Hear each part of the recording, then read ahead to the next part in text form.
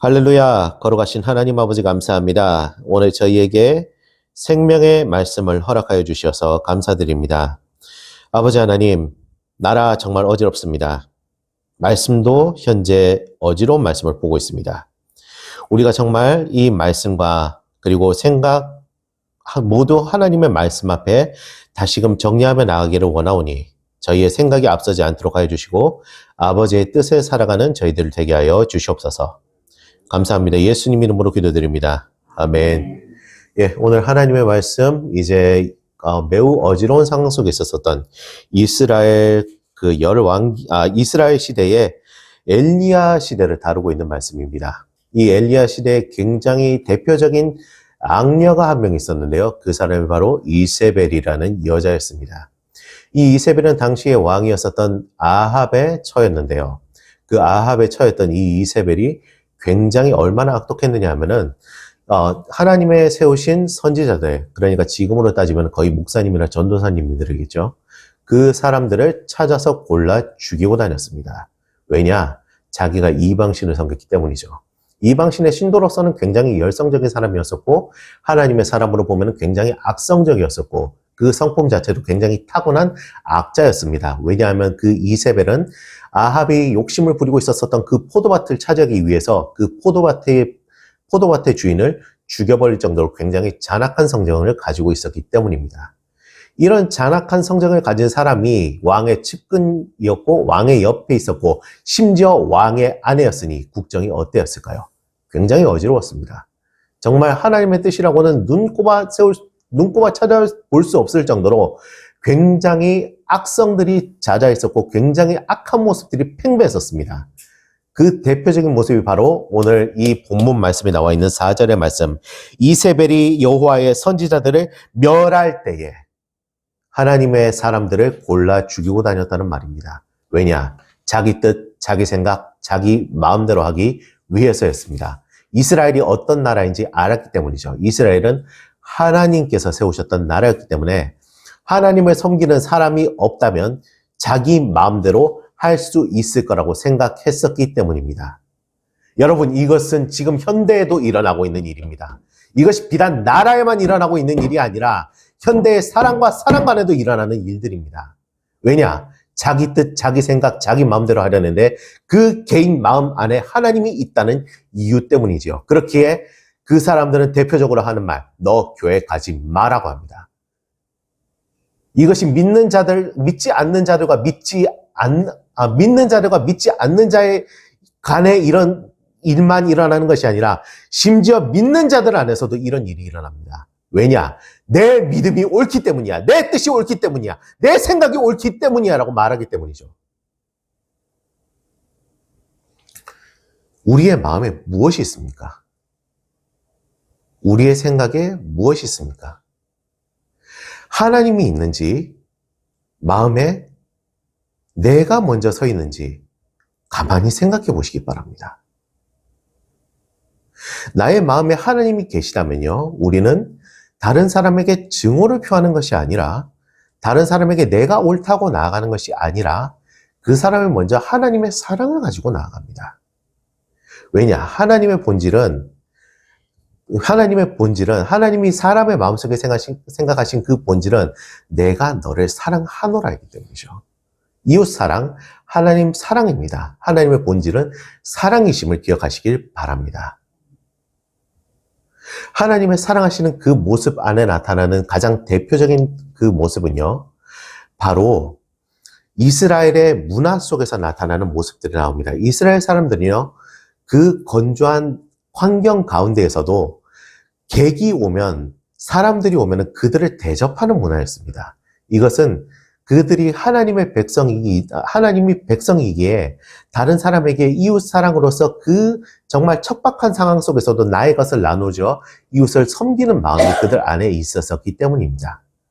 생육하고 번성하라는 그 기초적인 마음 안에 있는 하나님 사랑, 이웃 사랑이 그의 마음 안에 있었기 때문입니다. 그렇게 이런 이웃 사랑의 마음은 지금 시대를 거쳐서 예수 그리스도의 모습으로 우리 안에 계속 거하고 계시는 줄을 기억하시기 바랍니다. 예수님은 우리에게 내 이웃을 내 몸과 같이 사랑하라고 하셨습니다. 내 마음대로가 아닙니다. 내 이웃을 내 몸처럼 사랑하라고 하셨습니다. 우리의 생각이 혹시 하나님 안에서 옆으로 살짝 나가서 다른 사람을 지배하려는 마음에 있다면 하나님 안으로 돌아오시기 바랍니다. 지금 이스라엘의 상황을 보면은요, 몸인 이스라엘은 그대로 하나님의 백성으로서 존재하고 있지만 그 마음을 관찰해야 할 가장 중심적인 핵심 요원인 왕이 옆에 이세벨에 의해서 굉장히 악정을 펼치면서 그 행실과 행동이 악성으로 나타나는 모습을 보여줍니다. 우리의 마음의 중심을 살펴보시기 바랍니다. 우리의 마음의 중심이 혹시 이세벨과 같은 요인이 있지 않습니까? 혹시 하나님의 곁에서 언나가 있다면 돌아오시기 바랍니다. 하나님은 우리를 계속해서 찾으시는 하나님이십니다. 이 가운데서도 그렇게 하나님께서는 엘리야라는 선지자를 준비하고 계셨음을 기억하시기 바랍니다.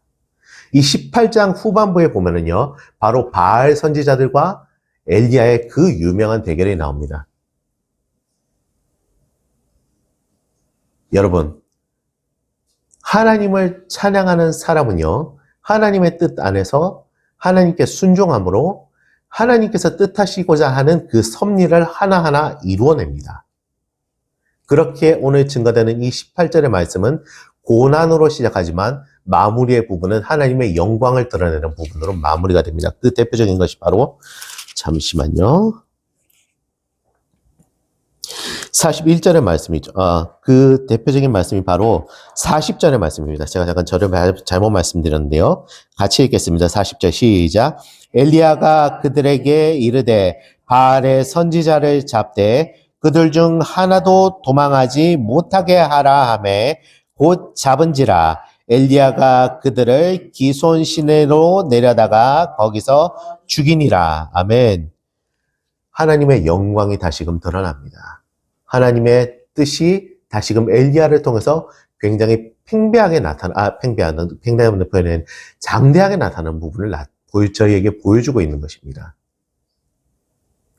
여러분, 혹시 우리 안에 안 좋은 모습이 있어서 나의 현상이 안 좋은 상황에 있다고 하더라도 우리 안에 있는 예수 그리스도께서 일하고 계시면 이러한 모습으로 우리가 돌아오게 될 줄로 믿습니다.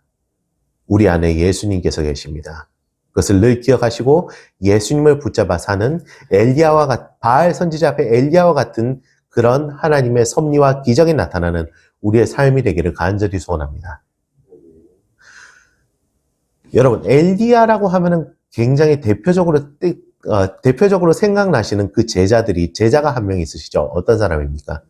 엘리사입니다. 엘리사는 엘리사가 이제 하늘로 올라갈 때에 엘리야에게 어떤 걸 바라셨는지 아시죠? 그 7배. 그에 대한 7배, 7배라도 더하여 주시기를 간절히 원하나이다라고 엘리야에게 그렇게 이야기를 합니다. 여러분, 이 7배는요, 그냥 단순한 숫자에서 끝나는 것이 아니라 당신이 하나님께 축복을 받는 사람이고 하나님과 가까이 하는 사람이었듯이 나도 그런 사람이 되기를 원하나이다라는 하나님을 향한 고백이나 마찬가지인 것입니다. 스승이 하나님을 고백하는 사람이었으니 제자도 하나님을 사랑하는 사람이 되는 거죠. 이것은 굉장히 우리 현 시대에 맞춰서 보면은, 그리고 우리의 환경에 맞춰서 보면은 가정 환경의 중요함도 강조를 하고 있는 것입니다. 부모가 하나님을 사랑하고 하나님과 가까이 하면서 하나님과 정말 소통하며 사는 사람이라면은 그 자녀 역시 하나님을 사랑하고 하나님과 소통하는 하나님의 사람이 된다는 것입니다. 이것은 직업을 말하는 것이 아닙니다. 그 본질을 말하는 것입니다. 우리는 그리스도인입니다. 이 시대에 예수 그리스도를 품고 우리가 나아가듯이 우리는 엘리사가 받았던 그 7배의 축복과 훨씬 더 좋은 예수 그리스도의 그 구원을 받고 살아가는 사람들임을 늘 기억하시고 살아가실 간절히 소원합니다. 우리의 생각, 우리의 마음, 우리의 뜻, 지금 현상에 의해서 좌지우지 되는 것이 아니라 어떠한 사상이나 생각에 좌우되는 것이 아니라 먼저 하나님 앞에 중심을 바로 세우시길 바랍니다. 우리의 뜻, 우리의 마음, 우리의 생각이 풍전등화라도 계속해서 하나님 앞에 섬으로써 끝에는 하나님의 영광을 드러냈던 엘리야처럼 우리도 하나님 앞에서 하나님의 뜻을 드러내는 은혜의 사람이 될 수 있기를 간절히 소원합니다. 마지막으로 한 가지만 나누겠습니다. 18절 말씀에 3절 말씀에 보면은요, 어떤 사람이 한 명 나옵니다. 3절 말씀 같이 읽어보시겠습니다. 시작. 아합이 왕궁 맡은 자 오바댜를 불렀으니 이 오바댜는 여호와를 지극히 경외하는 자라. 아멘. 이세벨의 시대입니다. 아합의 시대입니다. 그럼에도 불구하고 그 측근에서 까딱 잘못하면은 모가지가 날아갈 수 있는 상황임에도 불구하고 하나님을 계속해서 지속적으로 믿고 있는 이 오바댜에 대한 이야기가 나옵니다. 이 오바댜는 그냥 조용히 하나님을 믿는 사람으로 그치는 것이 아니라 하나님을 위해서 하나님의 사람도 사랑하는 사람이었습니다. 다시 말해 이웃을 사랑하는 사람이었죠. 그 이웃 사랑의 실천을 그가 어떤 식으로 보여주느냐 하면은 4절에 나오는데요. 그가 바로 이세벨이 여호와의 선지자들을 멸할 때에 오바댜가 선지자 100명을 가지고 50명씩 굴에 숨기고 떡과 물을 먹였더라라고 되어 있습니다. 다시 말해 이웃 사랑을 굉장히 하나님의 뜻대로 실천했던 거죠. 이것은 하나님 사랑을 이웃 사랑으로 실천한 것을 말하고 있습니다. 우리가 하나님을 사랑했다면 이웃도 사랑해야 되는 줄로 믿습니다. 이웃 사랑이 나타나는 것은 우리에게 그만큼 하나님의 사랑이 흘러 넘친다는 증거이기 때문입니다. 엘리사와 같이 하나님의 뜻을 계속 따르고 오바댜와 같이 자기의 위치가 어디든 하나님의 뜻을 따르는 우리가 될 수 있기를 간절히 소원합니다. 기도하시겠습니다. 걸어가신 하나님 아버지 감사합니다. 오늘 저희에게 생명의 말씀 허락하여 주셔서 감사합니다. 아버지 하나님, 풍전등화와 같았던 당시의 그 이스라엘의 시대에서 하나님의 뜻에 살아가려고 했었던 이 엘리야와 오바댜에 대한 이야기를 저희들이 함께 잠시 나누었습니다. 하나님, 저희가 상황에 정말 휘둘리는 것이 아니라 어떠한 목적 때문에 다른 일을 짓밟으려 하는 것이 짓밟는 이세벨과 같은 사람이 되는 것이 아니라 하나님의 뜻에 따르고 하나님의 생각에 따르고 그리고 하나님의 사람을 사랑으로 섬기는 엘리야와 그리고 오바댜 같은 예수 그리스도를 닮은 사람이 될 수 있게 하여 주시옵소서. 저희의 생각과 마음 아버지께 맡기오니 인도하여 주시고 역사하여 주시옵소서. 다음 한 주 그리 되기를 간절히 소원하오며 이 모든 것 우리를 말씀으로 이끄시는 예수 그리스도 이름으로 간절히 기도드리옵나이다. 아멘. 우리가 잘 아는 이스라엘에서 가장 악한 왕 아합 때의 이야기입니다. 대표적인 사건 두 가지가 있는데요. 첫째는 우리가 잘 아는 나봇의 그 포도밭에 관한 이야기입니다. 그죠? 나봇의 포도밭이 왕궁 옆에 있었는데 아합이 보니까 참 탐이 나고 좋은 거예요. 그래서 내가 적당한 값을 쳐줄 테니까 그거 나에게 넘겨라. 그런데 나봇이 그 말을 안 듣죠. 하나님께서 나에게 주신 것인데 그래서 함부로 어떻게 양도할 수 없습니다. 그래서 얼마나 탐이 났든지 그것을 갖지 못하니까 와서 그냥 자리에 끙끙 앓아 눕습니다. 그러니까 자기 마누라 이세벨이 묻죠. 왜 왕이 그러십니까? 그러니까 사실 나봇의 포도원이 참 좋은데 그것을 어떻게 할 수가 없다 하니까 당신이 그러고서도 왕입니까? 하고 묻죠. 그리고 폭력배 두 사람을 불량배 두 사람을 이 정인으로 세워가지고 나봇이 하나님을 원망하겠다 해가지고 사람 앞에 세워서 돌로 쳐서 죽게 만듭니다. 그리고 그 포도원을 빼앗아가죠. 무엇을 이야기할까? 그러니까 오늘 이 시대로 이야기하면은 법이 무너진 시대였다는 거예요. 법이. 거짓이 판을 치는 시대였다는 거예요. 오늘 상황하고, 오늘 이 시대 상황하고 유사하지 않습니까? 그죠? 사법체계가 무너지고, 법치주의가 무너져 버렸다는 거예요. 아버지 시대가 그랬다는 거예요. 왕이 그러니까 뭐, 다른 것은 말할 필요도 없는 거죠. 그 다음에 두 번째는 뭡니까? 여호와 신앙이, 여호와 하나님 믿는 백성들을 완전 어떻게 해요? 말살시켜 버렸다는 거예요. 오늘날로 치면 교회 문을 닫게 만들었다는 것이에요. 그래서 여기 보니까 오바다가 하나님의 선지자 100명씩을 50명씩 굴에 숨기고 양식을 공급했다는 거 아닙니까? 그죠? 그러니까 왕국 맡은 자가 잘하니까 아마 오늘날로 치면 재무부 장관쯤 됐을 거예요. 그러니까 왕궁의 경비로 공급명령이죠. 일단 보면은 그걸 가지고 왕국 맡은 그 돈을 가지고 이 선지자들을 먹여 살렸다는 거예요. 그러니까 선지자들이 있었지만 어떻게 해요? 자유롭게 나가서 하나님의 말씀을 전할 수 없는 그런 시대였다는 거예요. 왜?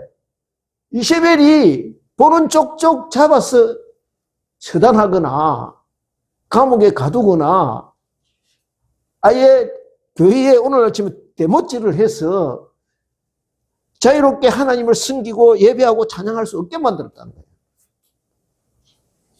대표적인 사건이 그 두 가지라는 거예요. 그래서 17장 1절 우리가 한번 보겠습니다. 17장 1절에 보면은 같이 한번 읽어볼까요? 같이 합독하겠습니다. 17장 1절을 하나님께서 3년 6개월 동안 비가 오지 않도록 이스라엘 땅에 비가 내리지 않도록 만드십니다.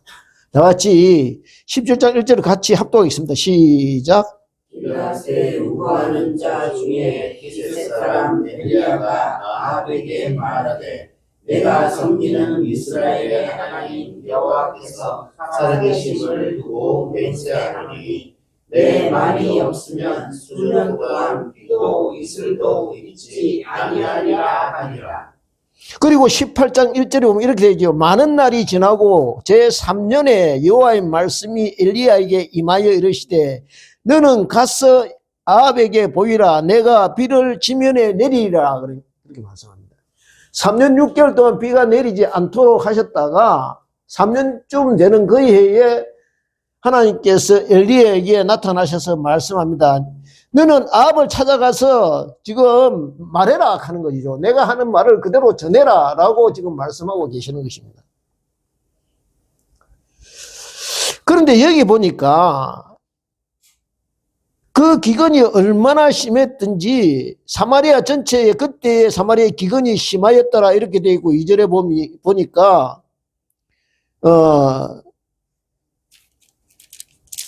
그 뒤에 보면은 어떠하느냐 하면은 6절에 보면은 5절 6절에 보면 어떻게 되냐면 두 사람이 두루 다닐 때 땅을 나누어 아합은 홀로 이 길로 가고 오바다는 홀로 저 길로 가니 왜요?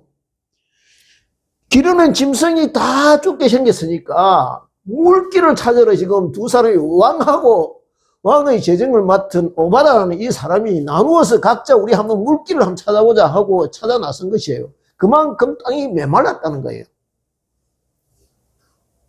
제가 이 구절을 보면서 생각하는 게 뭐냐 하면 문제는 뭡니까? 비가 안 와서 비가 와야 되는데 해결을 어떻게 하고 있습니까? 물길을 찾아다닌다는 거예요. 정말 문제의 해답은 뭡니까? 비가 오도록 그들이 하나님 앞에 돌아와서 부르짖어야 하나님께서 자비를 보이셔야 그 땅의 문제가 해결되고 짐승도 살고 사람도 살고 모든 생명이 되살아나게 될 텐데 그러지 않고 뭡니까? 메말라진 그늘에 그냥 물길만 찾아다닌다는 거예요. 제가 이 구절을 잠깐 보면서 오늘 이 시대의 상황을 한번 반추하여 보겠습니다. 어떻게 해요? 하루 종일 휴대폰만 쳐다보고 뭡니까? 저와 여러분이 야 대통령이 이게 뭐 빨리 풀려나야 될 텐데 또 탄핵소추가 기각되어야 되는데 그것만 생각한다는 거예요. 그거 되면은 전부 다 문제가 해결될 줄로 생각하고 있다는 거예요. 아니라는 겁니다. 하늘에서 자비의 비가, 은혜의 비가, 하나님의 비가 떨어져야 된다는 거예요. 이 어둠의 세력이 말끔히 정리되고 이 땅이 다시 생명의 땅이 되고 회복의 땅으로 변해져야 한다는 거예요. 그래야 이 문제가 완전히 해결된다는 거예요. 그런데 우리는 어떻습니까? 그냥 대통령만 석방되면 모든 문제가 해결되고 탄핵소추만 기각되면 원상 회복이 되는 걸로 착각하고 있다는 거예요. 그렇지가 않다는 거예요. 이 땅에 비가 쏟아져야 된다는 거예요. 비가. 그런데 어떻게 비가 쏟아지느냐? 그것을 한번 우리가 살펴보자는 거예요. 그러면 비가 쏟아지도록 만들어야 되는데 어떻게 해야 비가 쏟아지느냐? 그래서 엘리야가 제안을 합니다. 아합에게 가서 제안을 해요. 바알의 선지자 450명을 불러 모아서 가르멜살 정상에 내가 쌓는 하나님의 제단을, 나는 하나님의 제단을 쌓고 저들은 바알의 제단을 쌓아서 한번 영적 대결을 한번 시도해보자 라고 제안을 합니다. 그래서 송아지를 떠서 제단을 각자 제단을 쌓고 어떻게 해요? 송아지를 각을 떠서 그 나무에 벌려놓고 각자 신의 이름을 불러서 먼저 하늘에서 뿔이 떨어지는 쪽을 참신으로 인정하기로 하자 하고 약속을 하죠. 먼저 바알 쪽 너희들이 먼저 시작을 해봐라. 그래서 바알을 섬기는 제사장들이 그냥 하루 종일 뛰고 춤추고 구르고 하다 나중에는 신이 안 오니까 어떻게 합니까? 자기 몸을 그냥 자해하면서 그냥 신을 찾고 구합니다. 원리가 있네요. 없는 신이 어떻게 그게 올 수가 있겠습니까? 그러니까 엘리야도 짓궂은 사람이죠. 까마 가서 구경하다가 야, 너 신 어디 놀러 나갔는 보다. 네? 안 그러면 지금 한숨 주무시는 것보다 더 크게 해라. 그런데 안 오죠. 그게요, 저녁 소재 들을 때까지도 그게 소식이 없는 겁니다. 없는 신이 찾아올 리가 있습니까? 그때 이제 엘리야가 여호와의 12돌을 취해서 제단을 쌓고 그 여호와의 이름을 예하에서 거기에 보면 36절부터요 18장 36절부터 42절까지가 나와 있습니다. 여기 보니까 여호와의 이름을 의지하여 그 돌로 제단을 쌓고 제단을 돌아가며 곡식 종자 32절입니까? 보면은 곡식 종자 2쌀을 들 만큼 도랑을 만들고 제단을 이렇게 쌓는데 제단 주위로 이 네모난 제단을 쌓고 그 주위로 이렇게 어떻게 해요? 도랑을 만들고 또 나무를 그 제단에 벌려놓고 송아지 각을 떠서 나무 위에 놓고 그래서 물을 채우다가 번제물과 나무 위에 부으라고 이렇게 명령을 합니다. 돌을 12돌을 쌓았다. 그리고 뒤에 보면 물도 12통을 붓습니다. 그죠? 12이라는 숫자가 조금 눈에 띄지 않습니까? 이스라엘 12지파를 가리킨 거예요. 무슨 말입니까? 모두가 이스라엘 백성이면 한 마음 한 뜻으로 마음을 모아서 이 제단을 여호와께 드린다는 거예요. 하나님 앞에 우리가 예배를 드리자는 거예요. 한 마음을 뜻을 모아서.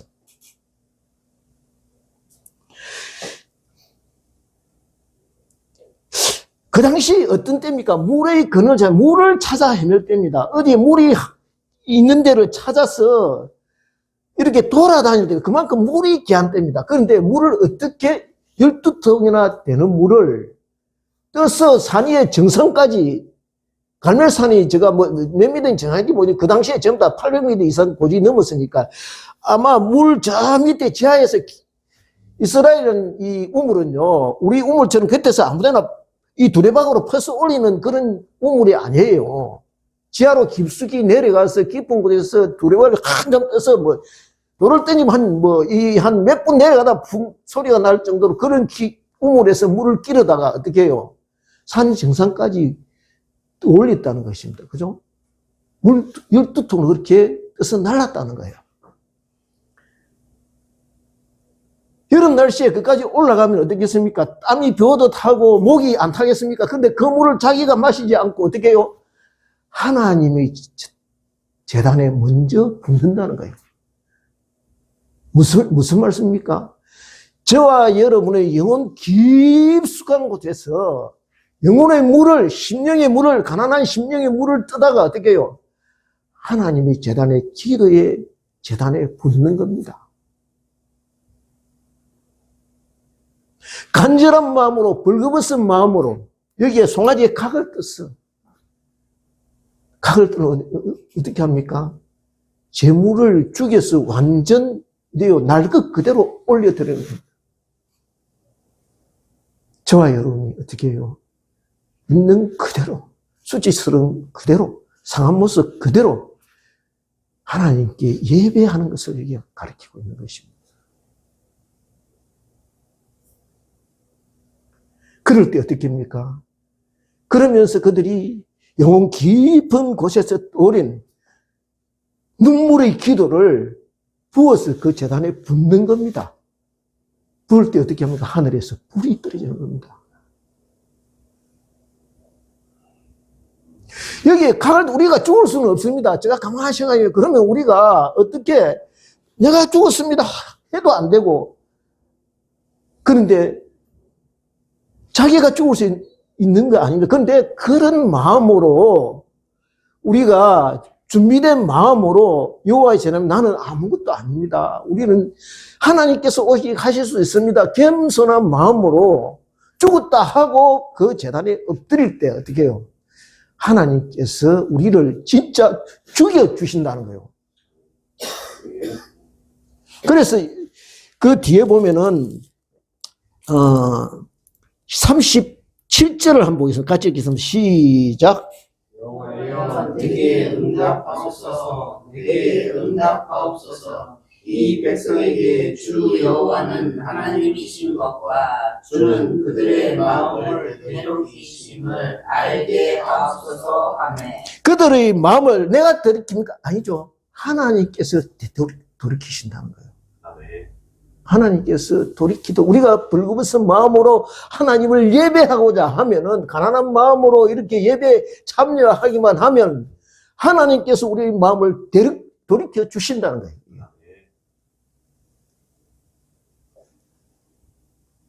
38절입니다. 같이 읽겠습니다. 시작. 예, 여호와여 이 내려서 번제물과 나무와 돌과 흙을 태우고 또 도랑의 물을 핥으리라. 그 흥건한 물을 다 어떻게 해요?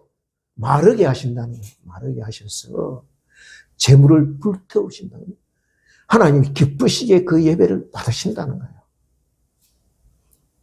그러면 제가 그러면 어떻게 우리가 이게 죽었다 하고 하나님 앞에 나갈까? 제가 아침에 가만히 이 묵상하다 보니까 우리가 죽는 길은요, 뭡니까? 왜 금식을 하느냐? 금식을 하느냐는 내가 죽었다 하는 뜻이거든요. 그래서 제가 볼 때는 우리가 이 어려운 기간 동안에 일주일에 한 끼라도 금식을 하면 좋겠다. 그런 생각이 들었어요. 일주일에 한 끼라도 금식하는 마음으로, 기도하는 마음으로 금식하는 것이 필요하구나. 왜요? 생명을 끊고 먹는 걸 끊는다는 것은 내가 죽기를 각오하고 하나님께 기도한다는 거거든요. 근데 그렇게 할 수는 없으니까, 원하시는 분은 하루를 금식해도 되고, 또 4월 금식해도 되지만은, 일주일에 한 끼 정도는 금식하는 것이 좋지 않겠나. 예, 제가 유튜브를 보니까 일주일에 한 끼 금식하는 게 참 좋대요, 건강에. 내과 의사가 하는 말이에요. 그래서 우리가 한 마음으로, 가난한 마음으로 일주일에 일주일에 한 끼 정도는 하나님 앞에 기도로서 올려드릴 때 가난한 마음으로 이렇게 벌거벗은 마음으로 기도드릴 우리가 하나님께 부르짖음을 간구할 때 하나님께서 우리의 기도를 저와 여러분의 기도를 들어주실 것이라고 믿습니다. 그 다음에 어떻게 됩니까? 백성들이 보고 39절 모든 백성이 보고 엎드려 말하되 여호와 그는 하나님이시로다. 여호와 그는 무슨 말입니까? 여호와는 하나님이라는 거예요. 다른 신은 필요 없다는 거예요. 하나님만 우리에게 있으면 된다는 거예요. 그 고백이 하는 겁니다. 그것 때문에 우리가 이렇게 어떻게 해요? 하나님 앞에 이렇게 심판이 하나님의 어떻게 재앙이 우리에게 임했다는 거예요. 여호와 그는 하나님이시로다. 하나님 우리에게는 다른 사람, 다른 신은 필요 없습니다. 하나님만 있으면 됩니다. 저와 여러분이 고백이 이런 고백이 되기를 합니다. 우리는 하나님만 있으면 됩니다. 아무 다른 건 소용없습니다. 그리고 아까 40절에 어때요? 선지자, 바알의 선지자를 어떻게 해요? 다 척결하고 어떻게 해요? 하나도 도망하지 못하게 하라 하며 잡은지라 엘리야 그들 기손 신올 때 거기서 죽이니라. 뭡니까? 비가 오지 않은 이유가 뭡니까? 사악한 무리들이 너무 많다는 거예요. 이 땅에. 악이 어떻게 해요? 창궐했다는 거예요. 그것이 처리될 때 어떻게 해요? 하나님의 은혜가 임한다는 거예요. 저와 여러분의 마음속에 사악한 것들, 어둠의 세력들이 있습니까? 이것이 처리되어야 하나님 은혜의 담비가 쏟아지게 된다는 거예요. 그것을 저와 여러분에게 말씀하고 있는 것입니다.